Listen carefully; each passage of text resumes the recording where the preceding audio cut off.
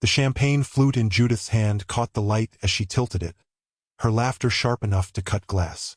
"Oh, come on, everyone," she said, her voice carrying over the hum of their 25th anniversary party. "You should see Peter's workshop. It's like a museum for broken lamps. He spends more time with those dusty old things than he does with me." The room chuckled politely, but the sound felt like sandpaper against Peter's skin. He stood there, his fingers tightening around the stem of his own glass, the half-empty champagne inside catching the flicker of the antique lamp on the mantel. It was one of his favorites, a 1920s Tiffany piece he'd spent months restoring. Now, under Judith's mocking gaze, it felt ridiculous, like a child's toy he should be ashamed of. Judith's pearl necklace gleamed under the chandelier, each bead a perfect, cold sphere. She was the picture of elegance, her designer dress hugging her figure, her hair styled to perfection. But her eyes, those sharp, calculating eyes, kept darting across the room. Peter followed her gaze and saw him. Dr. Ethan, the young orthopedic surgeon who'd joined Judith's country club last month. Tall, broad-shouldered, with that effortless charm that made people gravitate toward him. Judith's smile softened as she looked at him, a flicker of something in her expression that Peter couldn't quite place. The room felt too warm suddenly, the air thick with the scent of expensive perfume and hors d'oeuvres. Peter's collar tightened around his neck, and he set his glass down on the nearest table, the clink of crystal against would drowned out by Judith's voice. "Honestly," she was saying now, "I think Peter would marry one of those lamps if he could. Isn't that right, darling?" The laughter swelled again, but this time it felt different. Less polite, more cutting. Peter forced a smile, the kind that didn't reach his eyes, and raised his glass in a mock toast. "Better the lamps than a gold digger," he said, his voice steady despite the anger simmering beneath the surface. Judith's smile faltered for just a second, her fingers tightening around her pearls. But she recovered quickly, her laugh ringing out again as she turned back to their guests. "Oh, Peter, always the comedian," she said, but her tone was edged with something colder now. Peter excused himself and walked to the edge of the room, where the shadows were deeper and the air felt less suffocating. He stood by the flickering lamp, its light casting long, wavering shadows on the wall. He traced a finger along its brass base, the metal cool and reassuring beneath his touch. For a moment, he let himself imagine smashing it against the floor, watching the glass shatter and the light go out. But he didn't. He just stood there, watching Judith from the corner of his eye as she leaned in closer to Dr. Ethan, her hand brushing his arm in a way that could have been innocent, if Peter didn't know better. The party went on, but Peter felt like he was underwater, the sounds muffled and distant. He noticed things he hadn't before. The way Judith's laughter seemed to linger a little too long when Ethan spoke, the way she kept adjusting her necklace, her fingers brushing against her collarbone like she was nervous or excited. By the time the last guest left, Peter's jaw ached from clenching it. Judith was still glowing, her cheeks flushed from the champagne, her pearls catching the light as she turned to him. "Well, that was a success," she said, her voice bright. "Don't you think?" Peter didn't answer. He just picked up the empty champagne flute from the table and carried it to the kitchen, the sound of Judith's heels clicking against the hardwood floor behind him. He set the glass in the sink, his reflection staring back at him from its curved surface, distorted, fractured, like the pieces of his life he could feel slipping through his fingers. The garage was quiet except for the faint hum of the fluorescent lights overhead. Peter sat on his workbench, the smell of sawdust and motor oil filling his nostrils as he flipped through the pages of an old wiring manual. His hands moved automatically, polishing the brass base of a vintage lamp he'd picked up at a flea market last weekend. It was a habit, really, fixing things. Broken toasters, flickering lights, frayed cords.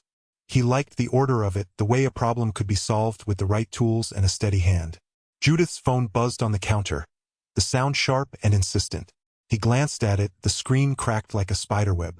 She'd dropped it last week, cursing as she scooped it up, muttering something about how she couldn't afford to replace it. Peter had offered to fix it, but she'd brushed him off, her tone clipped. "I'll deal with it later," she'd said, slipping it into her purse and heading out the door. Now, the phone buzzed again, and Peter hesitated. He wasn't the kind of man who snooped, but something about the way Judith had been acting lately, Her late nights at the hospital, the way she'd snap at him for the smallest things, made his chest tighten. He reached for the phone, his fingers leaving smudges on the already dirty screen. The message was short, but it hit him like a live wire. Can't wait to see you tonight. Same place?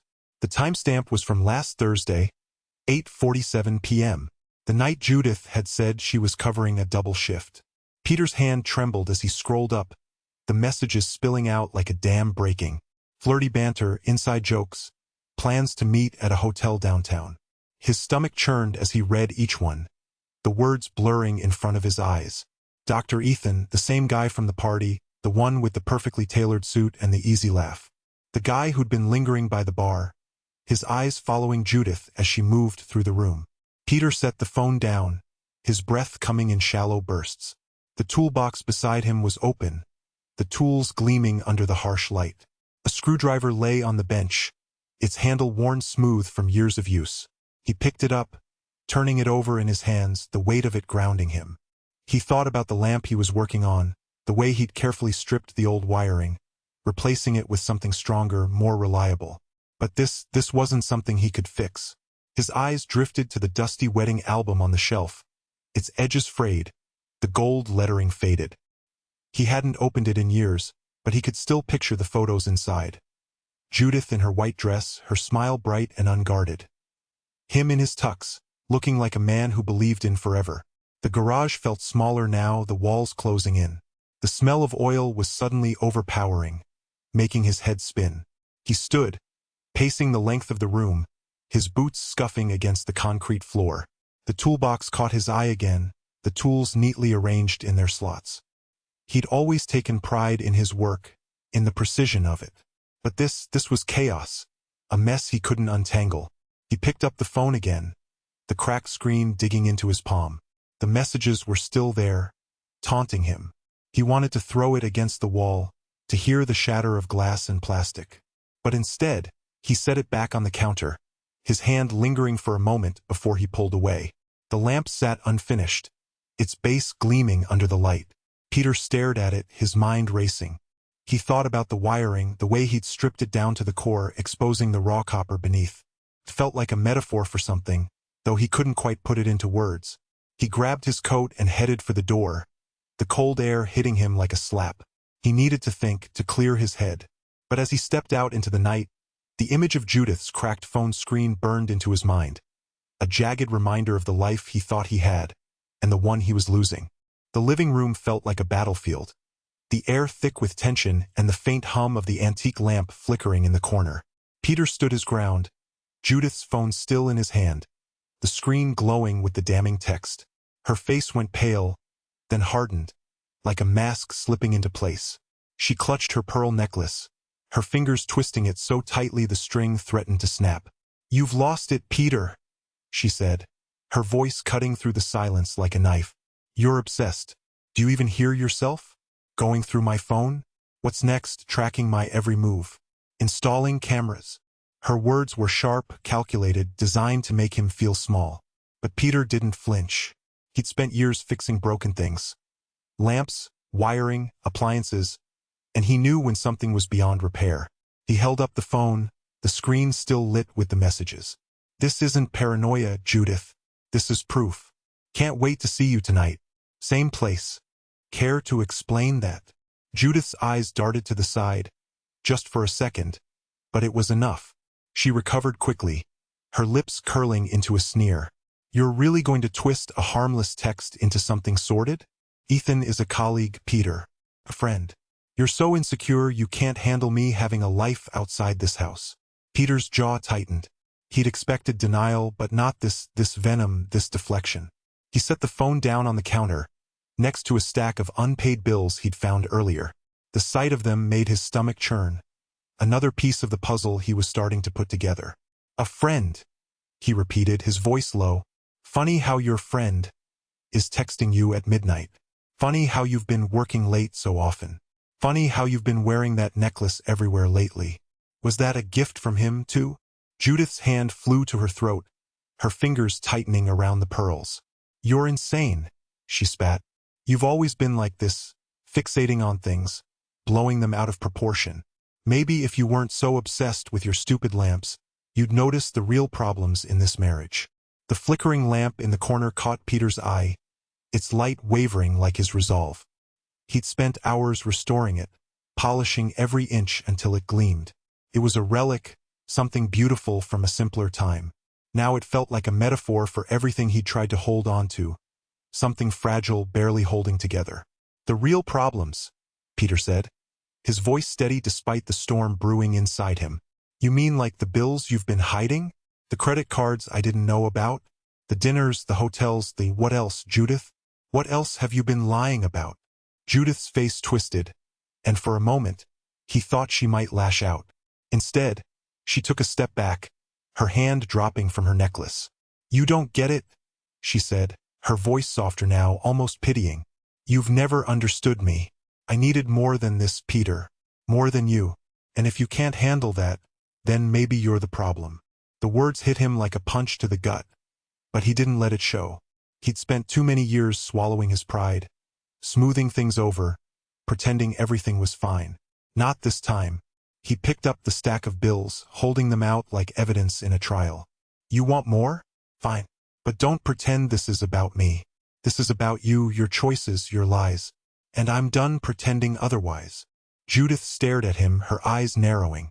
For a moment, the room was silent except for the faint flicker of the lamp. Then, without a word, she turned and walked out, her heels clicking against the hardwood floor. The sound echoed in Peter's ears long after she was gone, a reminder of everything he'd lost and everything he still had to face. He sank into a chair, the bills still clutched in his hand. The lamp flickered again, its light dimming before steadying.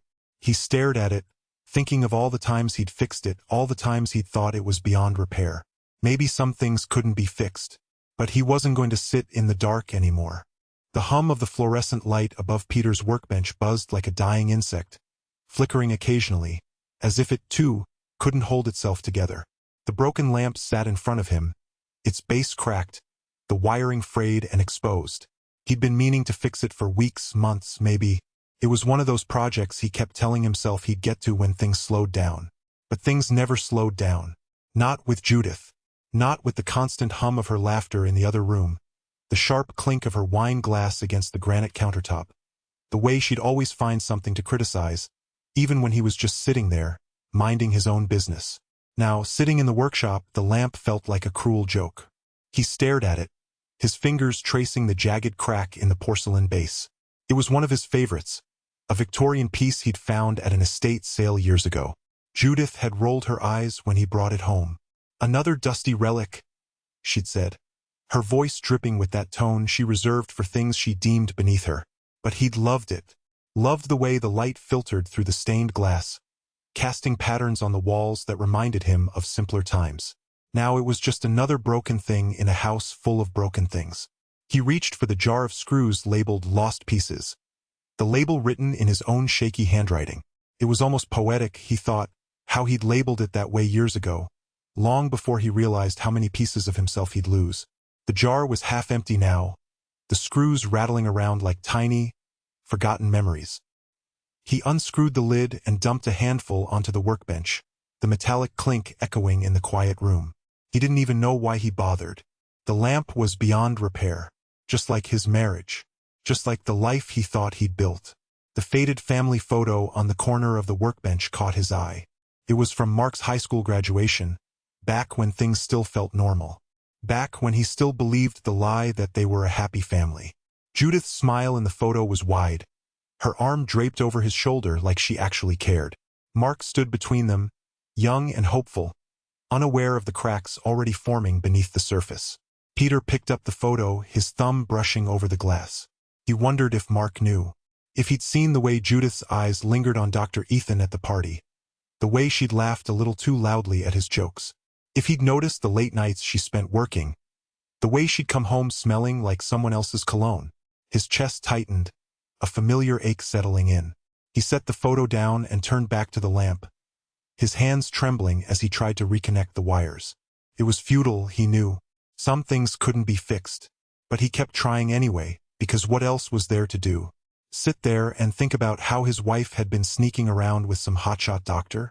How she'd made him feel like a fool in front of their friends, mocking his love for antique junk, while she paraded around in her designer clothes and pearl necklaces. The thought of the necklace made him pause. He remembered the way she'd clutched it during their confrontation, her fingers twisting the pearls like a rosary as she denied everything. "You're being paranoid," she'd said, her voice cold and dismissive. "You're always so suspicious. It's exhausting." He'd wanted to scream at her, to shake her until she admitted the truth. But he hadn't. Instead, he just stood there, silent and numb, while she spun her lies. Now, in the workshop, the silence felt heavier, the air thick with the smell of sawdust and old oil. He glanced at the stack of unpaid bills he'd found earlier, hidden in Judith's closet like some dirty secret. He'd been going through her things, looking for something, anything, that would make sense of the mess his life had become.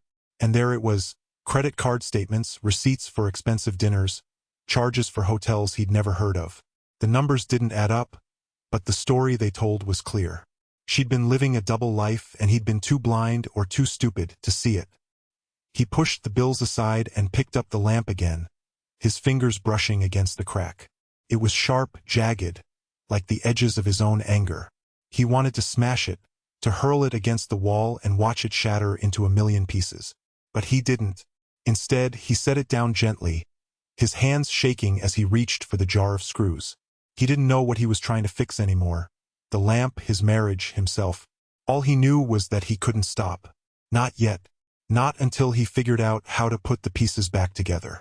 The clock on the wall ticked loudly, each second a reminder of the time he'd wasted, the life he'd lost. He stared at the lamp, the crack running through it like a fault line. Somewhere deep down he knew it was beyond repair. But he kept working anyway, because sometimes, even when you know something's broken, you keep trying to fix it. Because the alternative, giving up, feels like admitting you were never enough in the first place. The workshop smelled of sawdust and burnt metal, the kind of scent that usually grounded Peter. But tonight, it felt heavy, like the air itself was pressing down on him. He sat on his stool, staring at the half-finished lamp in front of him. Its brass base gleamed under the fluorescent light, but the wiring was a mess. Loose ends sticking out, frayed and useless. He'd been meaning to fix it for weeks, but something always came up. Now, it just looked like a metaphor for his life.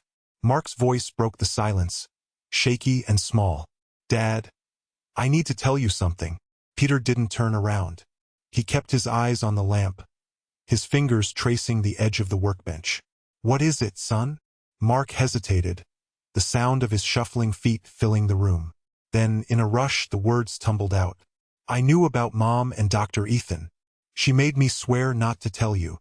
Peter's hand froze mid-motion. He felt the world tilt, just a little, like the floor had shifted beneath him. Slowly, he turned to face his son. Mark stood there, his hands trembling, his face pale. He looked like a kid again, not the young man he'd become.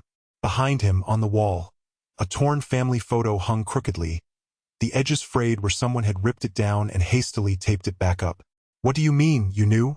Peter's voice was low, controlled, but the anger simmered just beneath the surface. Mark swallowed hard, his Adam's apple bobbing. She started talking to me about it a few months ago. She said she needed someone to confide in, that she was unhappy. She made me promise not to say anything. She said it would ruin everything." Peter's chest tightened. He thought of Judith's pearl necklace, the way she'd clutched it when he confronted her, the way she'd twisted his words and made him feel like the villain. And now this. She'd dragged their son into it, made him complicit in her lies. "How long, Mark?" Peter asked, his voice cracking. "How long has she been seeing him?" Mark looked down at his hands, his fingers twisting together. "Since before the party. She said it wasn't serious at first, but then..." He trailed off, his voice breaking. "I'm sorry, Dad. I didn't know what to do." Peter stared at his son, his heart breaking all over again. This wasn't just about Judith's betrayal anymore. It was about the way she'd poisoned their family, turning their son into a pawn in her twisted game. He thought about the toolbox on the workbench, the one he'd left open earlier. Inside, every tool had its place, organized, purposeful.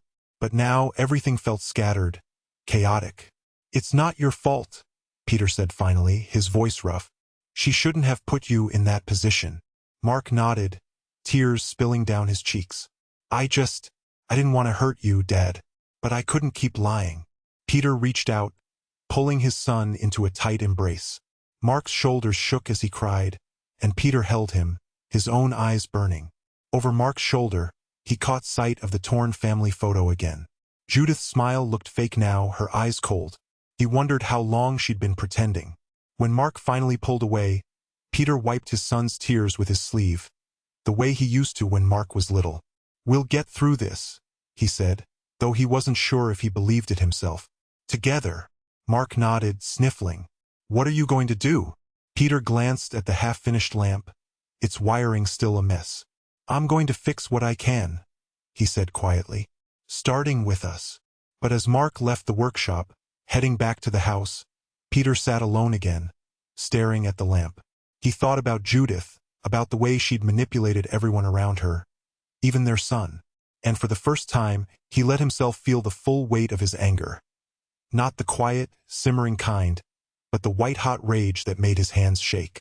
He picked up a screwdriver, gripping it tightly.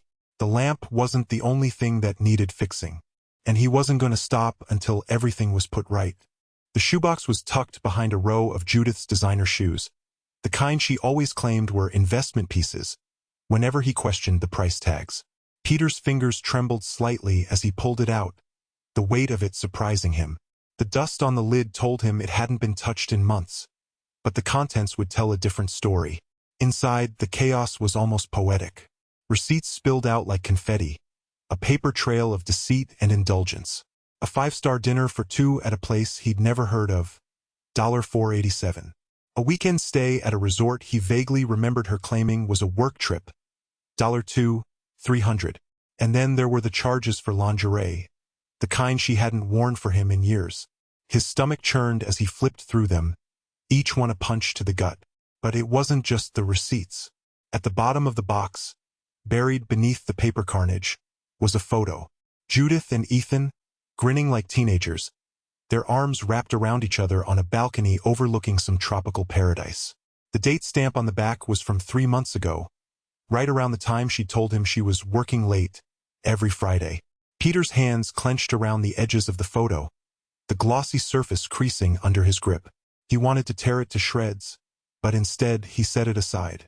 Evidence, he told himself. This is evidence.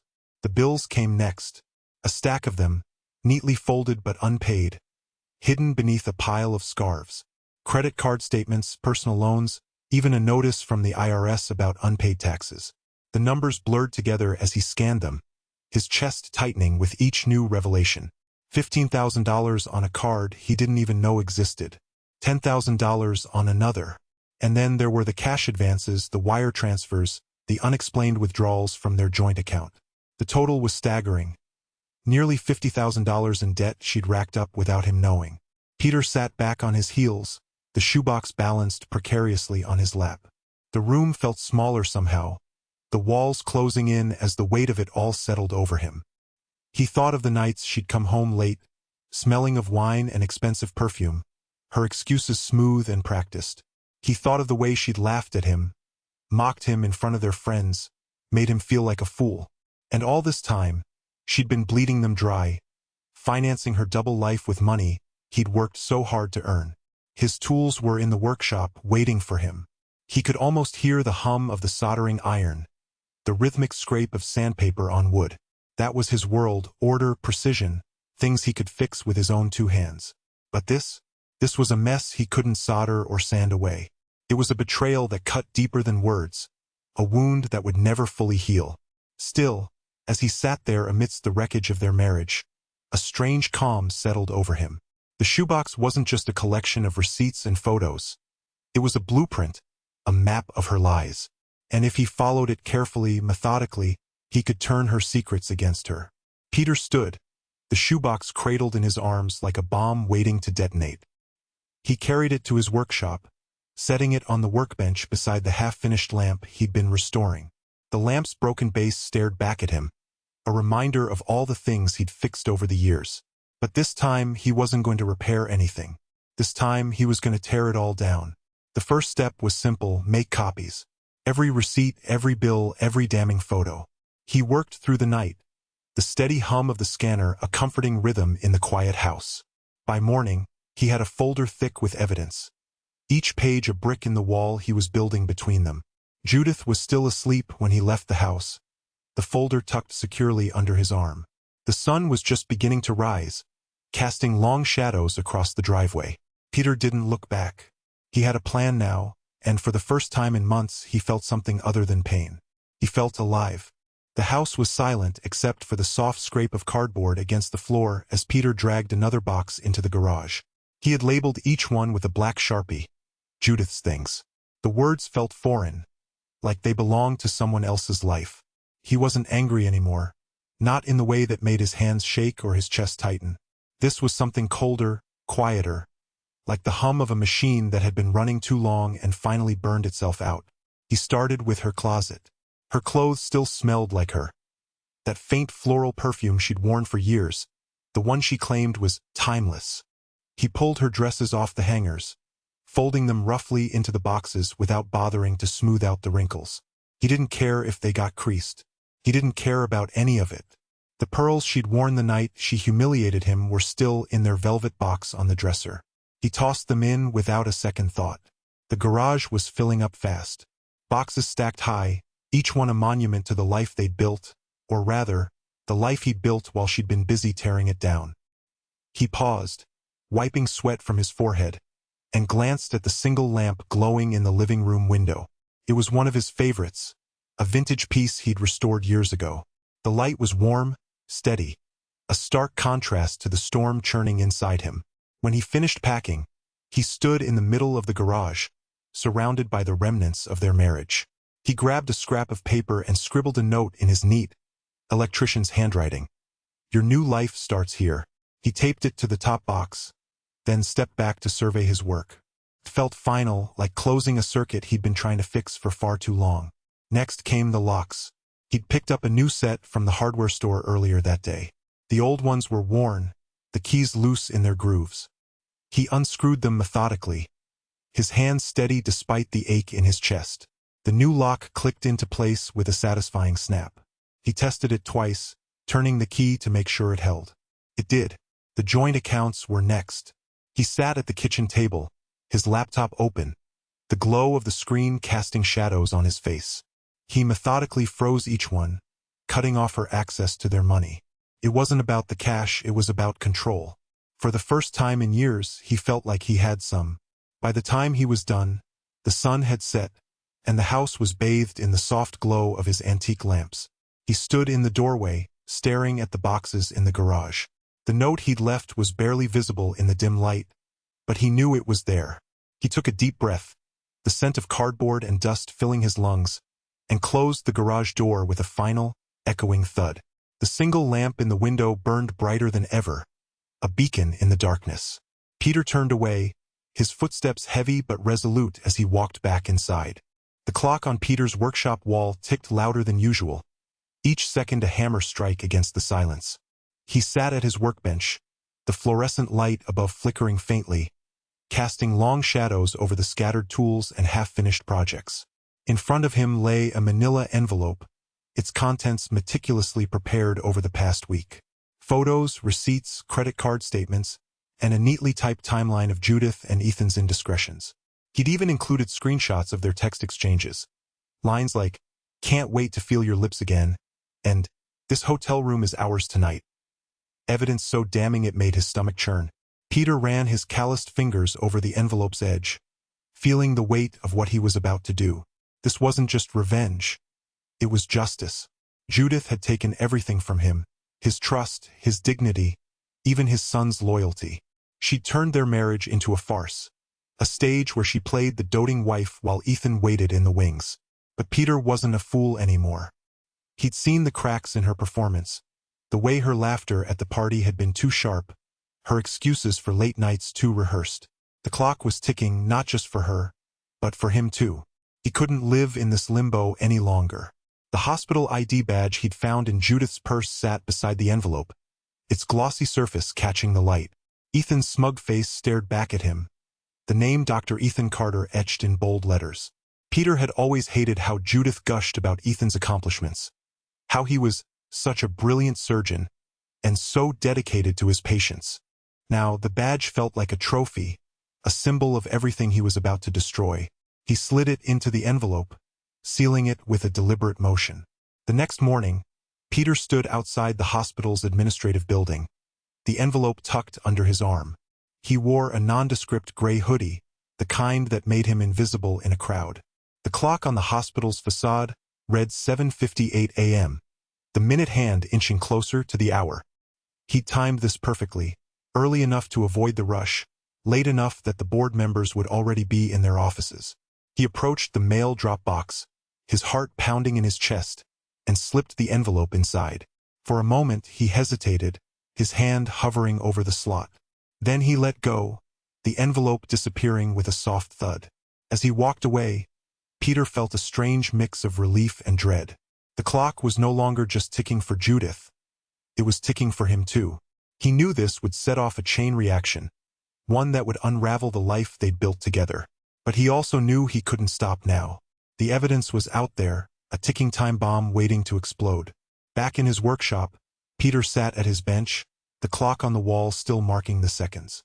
He picked up a half-finished lamp, its base cracked but salvageable. He'd always been good at fixing things. Broken lamps, frayed wires, shattered lives. But this time he wasn't sure if he could repair the damage. The clock kept ticking, each second a reminder that time was running out, not just for Judith, but for him too. And as he worked on the lamp, its light flickering to life, he wondered if he'd ever feel whole again. The smell of sawdust and linseed oil hung heavy in the workshop when Judith arrived. Peter didn't hear her at first, too focused on the antique lamp he'd just finished rewiring.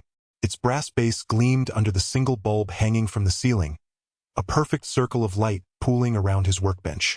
The lamp was one of his favorites, a 1920s piece he'd found at a flea market years ago, its glass shade etched with delicate floral patterns. It had been broken when he bought it, but now it glowed like it was brand new.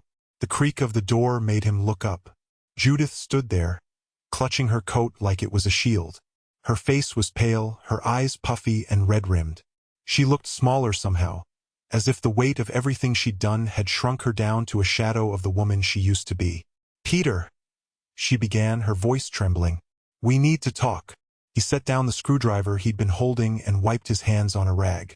The divorce papers were already on the corner of the bench, waiting. He'd signed them that morning, his handwriting steady and deliberate. No hesitation, no second-guessing. Just the cold, hard truth of what had to be done. "There's nothing left to talk about, Judith," he said, his voice calm but firm. He picked up the papers and held them out to her. "It's over."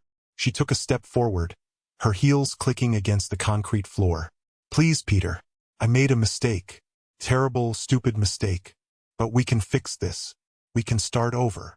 He shook his head, his jaw tightening. "You don't get to say that. Not after everything. Not after what you did to Mark, to me, to this family."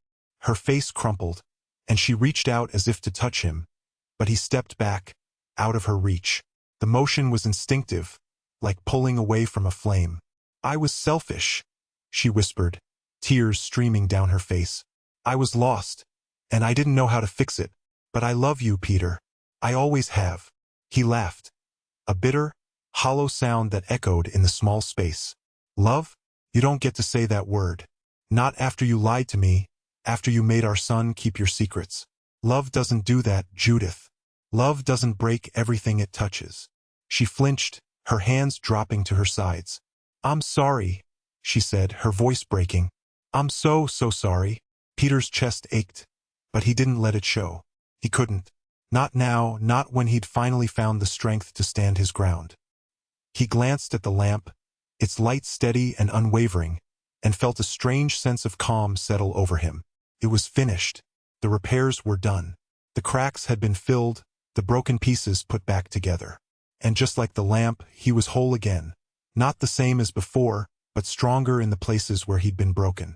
"Take the papers," he said, his voice quiet but firm. "And go." Judith stared at him for a long moment, her tear-streaked face illuminated by the lamp's soft glow. Then, with trembling hands, she reached for the divorce papers. Her fingers brushed against his as she took them, and for a second, He thought she might say something else, but she didn't. She just turned and walked out, her footsteps fading into the silence. Peter exhaled slowly, the tension in his shoulders easing as the door clicked shut behind her. He looked at the lamp again, its light steady and warm, and felt a small flicker of hope. It wasn't the end. It was a beginning, a chance to rebuild, to start over. And this time he'd do it on his own terms. The amber glow of the antique lamp spilled across the workbench, its light steady and warm, unlike the flickering mess it had been when Peter first found it at a flea market years ago. He ran his fingers along its brass base, feeling the cool metal beneath his calloused hands. The workshop smelled of sawdust and varnish, a comforting blend that had become his sanctuary. On the shelf above the bench, a framed photo of him and Mark from a fishing trip caught his eye. Mark's smile was wide, his face untouched by the weight of his mother's betrayal. Peter's chest tightened for a moment, but then he exhaled, letting the memory settle like dust on a forgotten shelf. The toolbox beside him was meticulously organized, each wrench and screwdriver in its rightful place. It was a small victory, but one that mattered. Order, control, things he hadn't felt in years. He'd spent so much time fixing broken things. Lamps, clocks, radios, but it wasn't until Judith shattered their marriage that he realized some things couldn't be repaired. They could only be replaced. He leaned back in his chair, the creak of the wood echoing in the quiet room. The workshop was his now, entirely his. No more hushed arguments about the clutter, no more passive-aggressive comments about him wasting time on junk. Just the hum of the fluorescent lights and the occasional scrape of metal against wood as he worked. He'd rebuilt this space just like he was rebuilding himself. Peter's gaze drifted to the corner of the room, where a stack of letters sat neatly tied with twine. Letters from men who'd read his story online, men who'd reached out to thank him for sharing his experience. Some were angry, some were broken, but all of them were searching for the same thing he'd been searching for: a way to make sense of the wreckage. He hadn't expected his story to resonate with so many people, but it had. And in some strange way, their gratitude had helped him heal. He reached for the lamp's chain and gave it a gentle pull, dimming the light until the room was bathed in a soft, golden hue. It reminded him of late summer evenings, when the air was thick with the scent of cut grass and the world seemed to slow down for just a moment. Those were the moments he wanted to hold on to now, not the ones stained with Judith's lies or the hollow ache of betrayal. The divorce had been final for months, but the scars were still there, faint but indelible. He'd learned to live with them, though. Learned to live with the quiet and the solitude, with the knowledge that not every story has a happy ending. But some stories, he thought, have new beginnings. Peter stood, stretching the stiffness from his shoulders, and walked over to the photo of Mark. He traced the edge of the frame with his thumb, a small smile tugging at the corners of his mouth. His son had been his anchor through it all, the one thing that kept him from drifting too far into the darkness. Mark had his own healing to do, but they were doing it together, one step at a time. As he turned back to the workbench, his eyes caught on the lamp again. It was more than just a piece of brass and glass now. It was a reminder of the light he'd found after the storm, of the strength he'd discovered in the wreckage, and of the quiet hope that maybe, just maybe, the best parts of his story were still unwritten. He flipped the switch, plunging the workshop into darkness, but the warmth of the lamp's glow lingered in his chest as he locked the door behind him. The night air was cool, carrying the faint scent of rain. Peter tilted his face to the sky, letting the first few drops kiss his skin, and walked toward the house, his shadow stretching long and steady in the moonlight.